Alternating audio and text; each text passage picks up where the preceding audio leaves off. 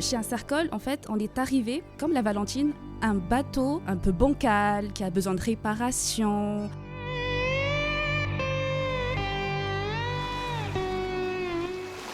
C'est aussi leur donner le goût de retrouver confiance en soi, de se réconcilier avec les autres et la société et se dire du coup c'est bien d'aller bosser peut-être.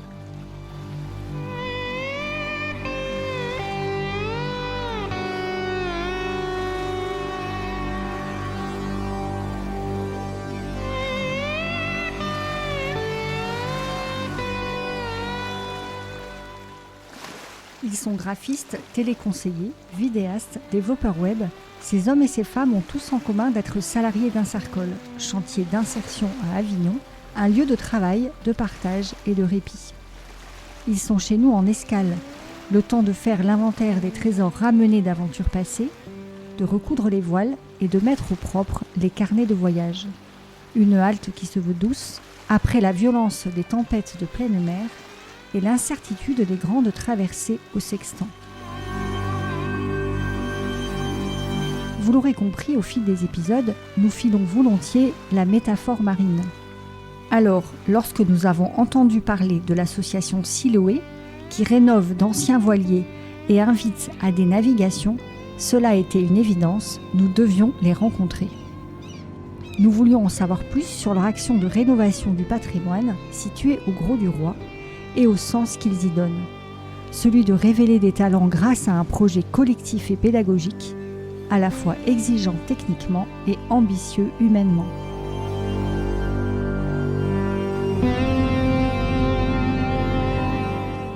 Ce podcast raconte cette rencontre entre Insercol et Siloé, si différents par leur métier, si proches par leur objectif d'insertion.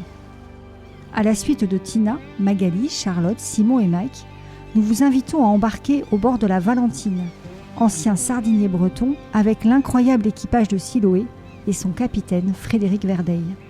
Laissez-vous porter par leurs projets qui révèlent les rêves et témoignent que des recommencements sont possibles à condition de s'appuyer sur un solide collectif. Chers auditeurs et auditrices, bienvenue dans le podcast original et collaboratif d'Insercol Récits d'escale. Une proposition pour penser la question du travail et nos métiers d'accompagnement à l'aide de ceux dont nous prenons soin. Épisode 5. Remettre des bateaux et des hommes à flot. Je suis Frédéric Verdeil, directeur de l'association Siloé. Siloé, c'est une association qui fait un travail d'insertion sociale et professionnelle par le biais du maintien et la mise en valeur du patrimoine maritime avec divers publics. Si on parle de restauration, de passion, de rêve, c'est pas au hasard qu'on a choisi ce support. Les bateaux, notamment en bois, c'est des éléments porteurs de rêves. Et on a tous besoin de rêves, qu'on soit riches, pauvres, démunis. C'est déjà pour nous un atout d'utiliser ça comme travail d'insertion. Et il y a aussi cette notion de travailler en équipe, de vivre en équipe et surtout de savoir faire et être en équipe. Accepter de travailler avec des gens qui sont différents de soi, qui n'ont peut-être pas les mêmes compétences que soi. Voilà, ça s'appelle aussi la tolérance, l'empathie. Nous, on est très fiers de ce mixage social et mixage intergénérationnel. Parce qu'on a des jeunes, on a des vieux. La richesse de Siloé, c'est ce mélange subtil qu'on essaye de maintenir et de garder, quoi. Alors, je m'appelle Charlotte Vidalanque. Je suis à Insercol depuis 4 mois en tant que motion designer. Pour moi, ce qui me fait écho, c'est surtout le thème de l'eau, qui pour moi est la naissance. Ça me fait penser à un renouveau, la mer. Donc le côté un peu féminin, une part de nous qu'on doit retravailler. Voilà, un équilibre à chercher, le voyage, le but qui est notre rêve. Moi j'aurais plus une question de d'où vous est venue cette passion pour la mer et les bateaux. Et après, quand vous les avez restaurés, vous allez jusqu'où avec ? Il reste pas à quai ?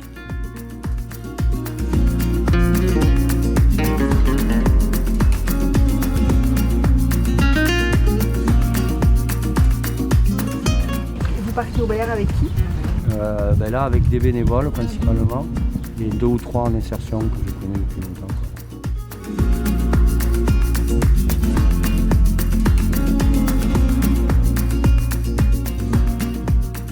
La passion des bateaux, elle me vient moi depuis petit. J'ai eu de la chance, je dis de la chance parce que c'est un privilège d'avoir pu faire de la voile sur des petits bateaux, des optimistes notamment. dès l'âge de 8 ans. Et puis après, je suis passé sur des dériveurs un peu plus sportifs.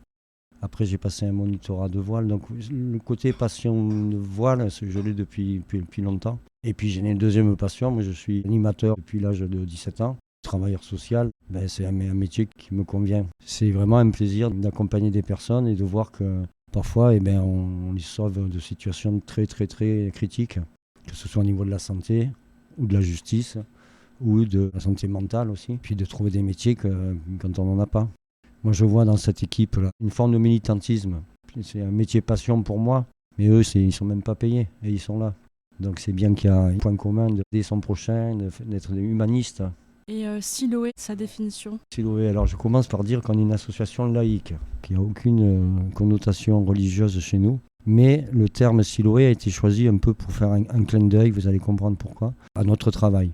Siloé, c'est comme notre Lourdes ici. À Lourdes, il y a des miracles qui se font, pour ceux qui y croient. Siloé, à Jérusalem, faisait des miracles aussi comme la même Lourdes. Alors pourquoi on a choisi ce nom?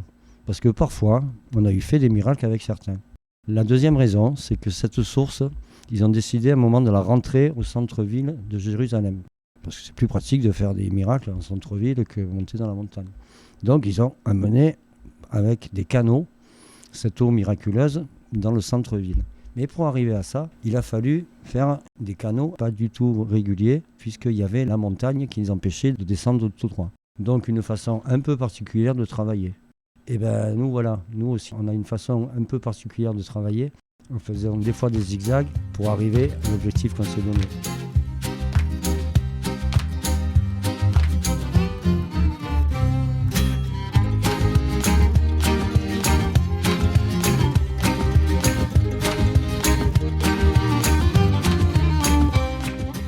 Le Birakem, lui, comme vous l'avez vu sur la photo, il n'a qu'une seule très grande voile, mais il marche très très bien. Un bateau très performant, celui qui a ras de l'eau, le rouge. Là.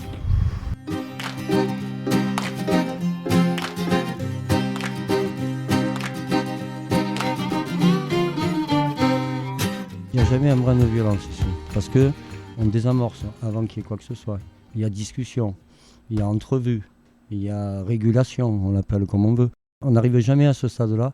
Alors pourquoi? Par exemple, quand même dans les bénévoles, si je prends André comme exemple, ça a été juste son métier, de s'occuper de personnes qui peuvent un peu déraper ou avoir des réactions, des comportements un peu particuliers. Et on est plusieurs comme ça.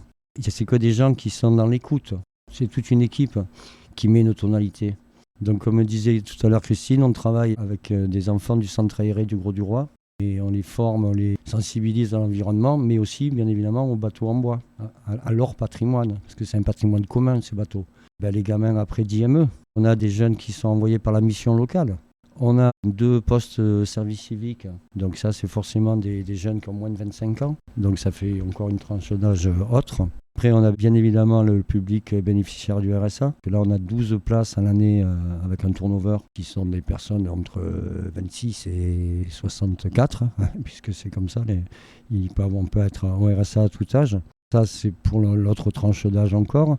Donc, quand on parle de mélange intergénérationnel, c'est vraiment fréquent, quoi. Donc, je suis André Mazoyer. J'ai découvert Siloé par le biais de mon travail où j'étais éducateur spécialisé menuiserie. Et je suis venu pendant 3 ans avec un groupe de jeunes qui viennent toujours actuellement. Aussi l'ATO, donc c'est un atelier thérapeutique d'adultes handicapés qui vient chaque année depuis quelques années. Je suis Magali, téléconseillère chez Insercol. Donc le domaine du rêve vis-à-vis de l'eau m'inspire aussi, dans le sens où pour moi c'est quelque chose qui lave et c'est un élément qui pour moi est absolument fantastique, que j'adore. En même temps nous porte, puisque c'est un élément sur lequel on peut naviguer.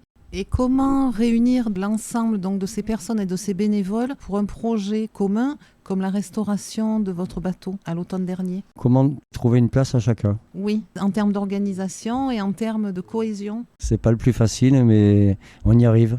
Parce que sur le bateau, il y a des tâches qui sont à la portée de gens qui n'ont pas une technicité énorme. Quand il y a des petits ponçages ou des peintures à faire, il n'y a pas besoin d'être formé pour ça. Même un jeune qui a un handicap accompagné d'un éduc ou d'un jeune bénévole de chez nous peut donner le meilleur de lui-même et travailler. Voilà, on s'adapte au niveau de chacun. Et vous parvenez à les motiver de quelle manière pour accomplir la tâche que vous souhaitez? Pour les jeunes d'IME, moi je pense qu'il y a un énorme travail fait par les éducs Ils arrivent ici, ils sont enthousiastes d'être là, vraiment. Après, les personnes bénéficiaires du RSA, c'est pas facile, ça dépend du niveau de compétences qu'ils ont d'une part. Puis l'envie qu'ils ont de travailler ou de découvrir un monde. Il faut un peu se surmener, il faut un peu se dépasser. Hein. Des fois, c'est fatigant, des fois, il fait froid, des fois, c'est salissant. On dit qu'ici, il n'y a jamais de notion de rentabilité. Tu fais ce que tu veux au rythme que tu peux, que tu veux. Mais voilà, donc c'est petit à petit qu'on arrive à les accrocher. On a parlé beaucoup de la restauration du Birakem cet hiver qui a duré quand même pas mal de mois. De façon générale, on est tout le temps occupé à faire quelque chose sur ces bateaux, quoi. Justement, les réparations, elles vous sont demandées par qui ? C'est vous-même qui allez chercher les bateaux à réparer ou c'est des gens autour de vous ? Là, les bateaux qu'on a, c'est des bateaux associatifs. Hein. Ils appartiennent à l'association. Et il y a un héritage commun. Hein. C'est aussi à tous les Grolins. Petit clin d'œil. On a eu fait à des moments des prestations de services pour restaurer des bateaux pour des collègues ou d'autres associations souvent. Si on pouvait, on développerait. Mais on a déjà toute notre flottille associative qui demande énormément d'énergie et de temps.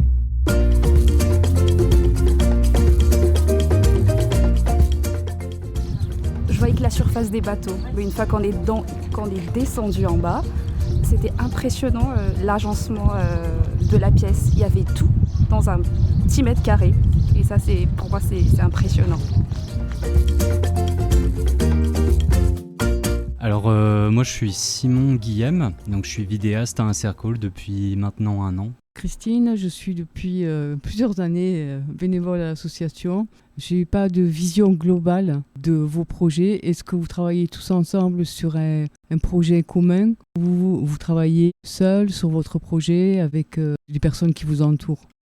Alors ça dépend des fois. On peut travailler en individuel sur un projet en particulier.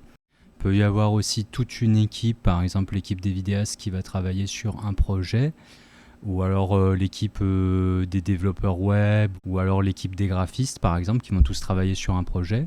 Ça peut être des personnes venant de plusieurs équipes différentes, par exemple un vidéaste qui à un moment donné va avoir besoin d'une graphiste pour l'aider par exemple, ou ce genre de choses. Oui, j'avais une question. Parmi toutes les personnes qui sont accompagnées par l'association, est-ce qu'il y en a qui arrivent à trouver leur vocation par ce biais-là, que ce soit dans les métiers liés à la restauration des bateaux, ou même peut-être aussi dans le domaine du social, dans l'accompagnement ? On a un leitmotiv, c'est susciter des vocations. Donc oui, des fois ça marche pas tout le temps. Par exemple, dans les personnes qui ont passé un service civique chez nous, il y a une fille et 2 garçons qui sont partis en formation de charpentier de marine juste derrière leur service civique. Il y en a un autre qui est parti en moniteur, éducateur. C'est des personnes qui arrivent, même s'ils deviennent cuistots, serveurs ou je sais pas, ou un jardinier. C'est aussi leur donner le goût de retrouver confiance en soi, de se réconcilier avec les autres et la société. Et se dire, du coup, c'est bien d'aller bosser peut-être, même si c'est pas facile le boulot, on s'épanouit dans un boulot. Ce prétexte-là, maintien du patrimoine, ça s'arrête pas quand on va en faire des charpentiers ou on va en faire des éducs. C'est encore plus riche que ça.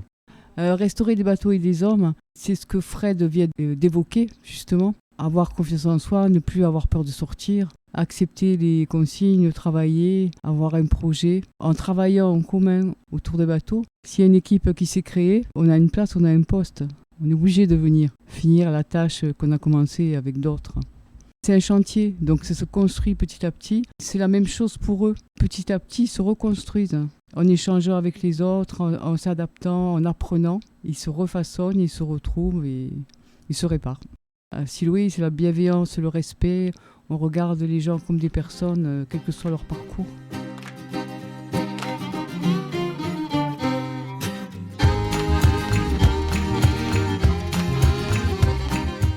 On va mettre 8 personnes là-dedans et 8 personnes là-dedans. C'est mieux équipé que le Titanic.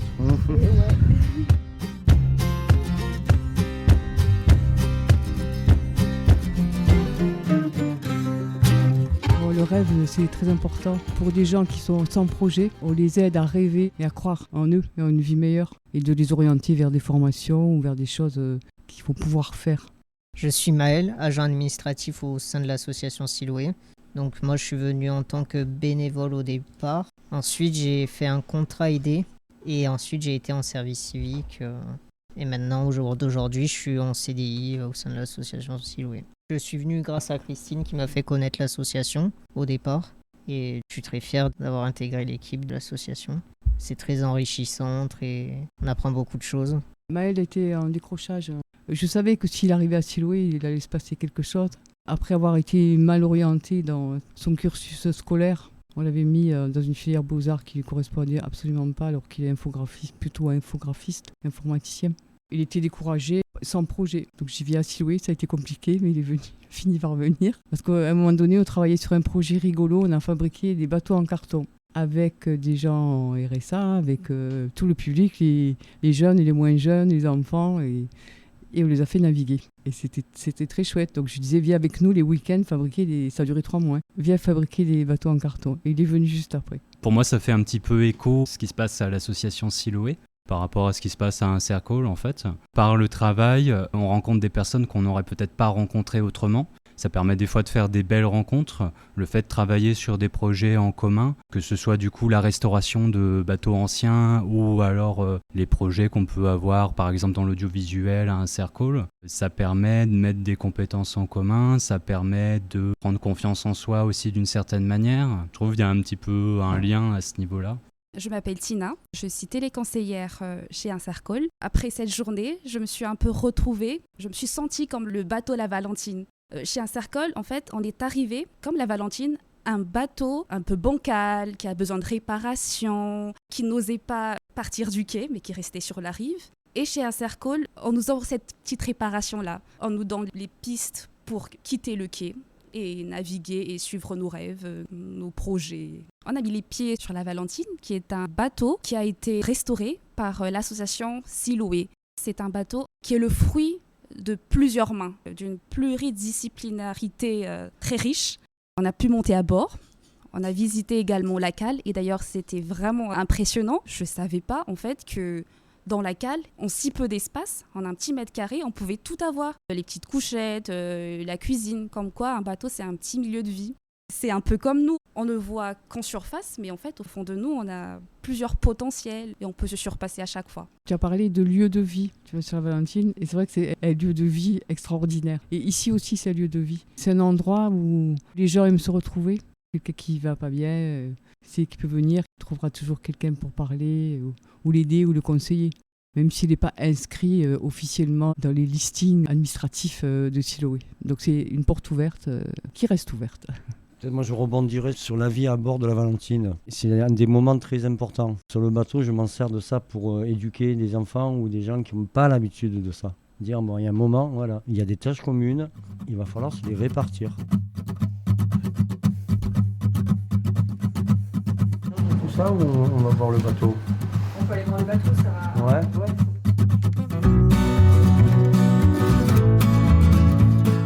Je vois que tout à l'heure, c'est l'équipe d'Incercol qui a fait la vaisselle sans qu'on vous demande rien. Voilà, ça veut dire que vous avez compris plein de choses déjà. Donc moi, c'est pour apprendre justement à être dans un équipage. Accepter d'être à plusieurs dans un lieu petit. Et ça, c'est un long boulot, mais que du coup, ça met un rôle à chacun.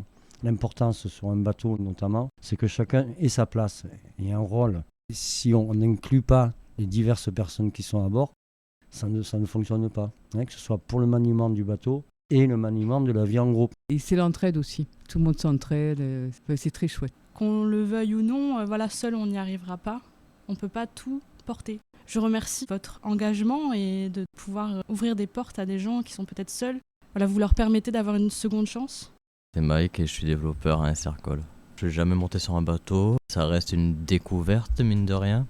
Après, j'avoue que je ne suis pas personnellement un très grand fan de tout ce qui est maritime. Je suis plus quelqu'un qui va à la montagne plus qu'à la mer, car ça a quand même une belle découverte. C'est un monde que je connais pas. Alors tu sais qu'il y a énormément de points communs entre la montagne et la mer. Alors, il y a déjà la météo. Tu as été montagnard, tu as fait de la rando en montagne et tout ça? Il y a quelques années, quand j'étais plus jeune, avec mes parents évidemment.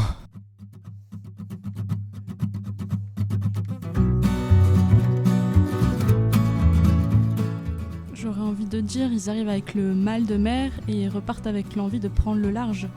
Ce que je retiens de cette rencontre, c'est un enrichissement pour Siloé et ma personne. De découvrir qu'on fait la même chose autrement. C'est rencontrer des personnes intéressées par notre savoir-faire et notre savoir-vivre. Ce que je retiens, c'est l'ouverture que l'on a besoin pour arriver ici. Ce lien-là qu'on a de vouloir s'ouvrir aux autres. Ce que je retiens, c'est que juste en faisant voir à certaines personnes notre manière de voir les choses, on peut les aider à des fois changer dans leur vie en fait, à aborder les choses d'une autre manière. Et c'est un petit peu ce que fait l'association Siloé. Et c'est génial de voir qu'il y a des associations comme ça qui existent et qui permettent ça. On est dans le thème de récit d'escale, sur un bateau.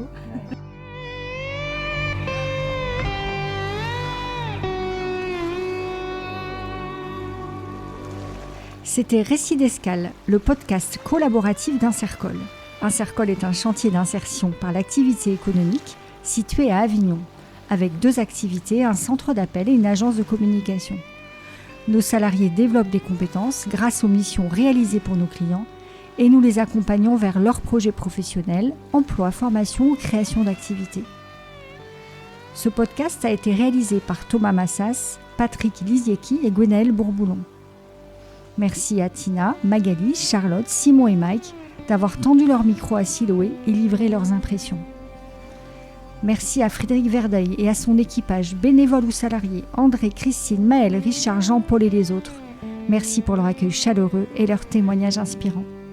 Nous sommes partis de Siloé avec la promesse de revenir, cette fois pour naviguer.